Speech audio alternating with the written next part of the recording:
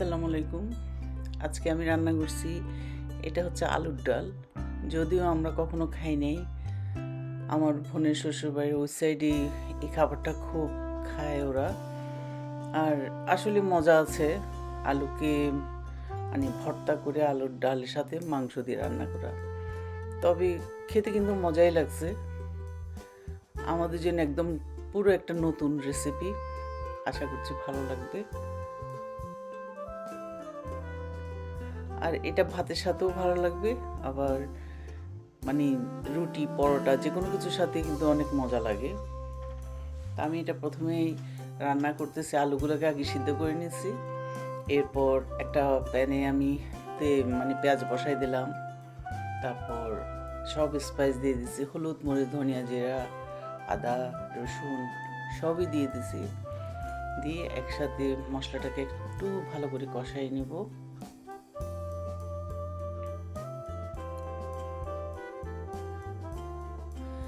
তারপর গরুর মাংসের গরম মশলাগুলোও দিতে হবে, এলাচি দারচিনি তেজপাতা। আর মাংসগুলোকে একটু ছোট ছোট পিস করে কেটে নিতে হবে। আর আমি আজকে করতেছি গরু মাংস দিয়ে। এটা নাকি খাসির মাংস দিয়েও করা যায়, মাছ দিয়েও করা যায়, মানে আপনি যেটা হাতের কাছে থাকবে। আবার ডিম দিয়েও করা যায়, সব কিছু দিয়েই করা যায়। এখন আমি মাংসটাকে পুরো রান্না করে ফেলবো, একদম ভালো করে যেন একদম কষানো হয়। আর আলুগুলোকে তো আমি আগেই বয়েল করে নিছি, এখন এগুলোকে একটু ভেঙে একদম পুরো ম্যাশ করে ফেলবো না, জাস্ট একটু রাখবো। এই যে মানে একদম মিহি না, তবে মোটামুটি ম্যাশের মতোই। আর এর মাঝে আমার মাংসটাও একদম পুরোপুরি রান্না হয়ে গেছে।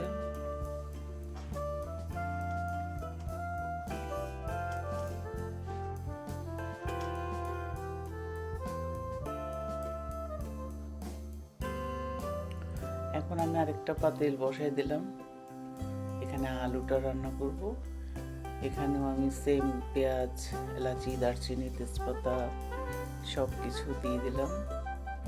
যখন একটু মোটামুটি ভাজা হয়ে যাবে পেঁয়াজগুলো,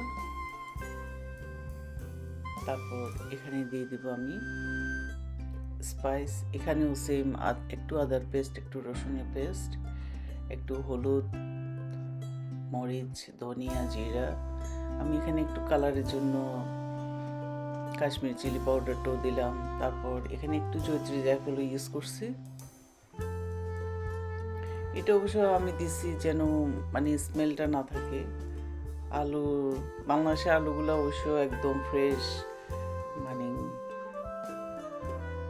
ওই আলুগুলো হয়তো টেস্ট অন্যরকম। আর বিদেশের আলু একটু টেস্টটা কম, আমার কাছে অত ভালো লাগে না, এই জন্যই আমি স্পাইসগুলো একটু বেশি ইউজ করছি।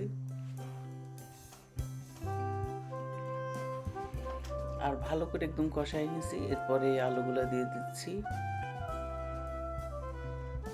আলুগুলো দিয়ে আমি একটু ভালো করে এখানে স্পাইসের মধ্যে কষাই নিব। যখন একদম ভালো করে এটা কষানো হয়ে যাবে, তারপর এখন আমি এখানে দিয়ে দিব পানি। আর পানি একটু বেশি দিতে হয়, কারণ এই পানির মধ্যে কিন্তু আলুগুলো মানে ডাল, যেহেতু আলুর ডাল অবশ্যই ডালের মতো হতে হবে। এখন এখানে আমি একটু গরম মশলা ইউজ করছি।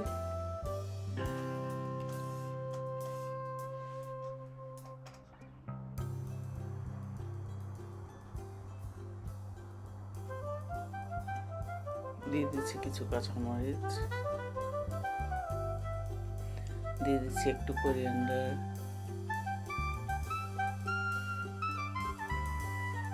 যে চেহারাটা ডালের মতোই আসছে। এখন দিয়ে দিব এখানে মাংস, যে মাংসগুলো আমি আগেই রান্না করে রাখছি, ওই মাংসগুলো ভালো করে এখানে মিক্স করে দেব। মাংসগুলো দেওয়ার পর বাস, এখন এখানে নাড়াচাড়া দিয়ে আর একটু ঢাকনা দিয়ে রান্না করব আরো 5-7 মিনিটের মতো। আর আমি এখানে টেস্টটা দেখছি একদম আমার লবণ, তারপর এই স্পাইস সব কিছু ঠিক আছে, আর খুব মজা হয়েছে। আর দেখেন কিভাবে চারিদিকে তেলে উঠে আসছে। ব্যাস, এখন আমি চুলাটা অফ করে দিব। নামানোর আগে আবার কয়েকটা কাঁচামরিচ দিয়ে ঢাকনা দিয়ে দিব। ফ্লেভারটা আমার অনেক ভালো লাগে। আজকে এই পর্যন্তই। আল্লাহ হাফিজ।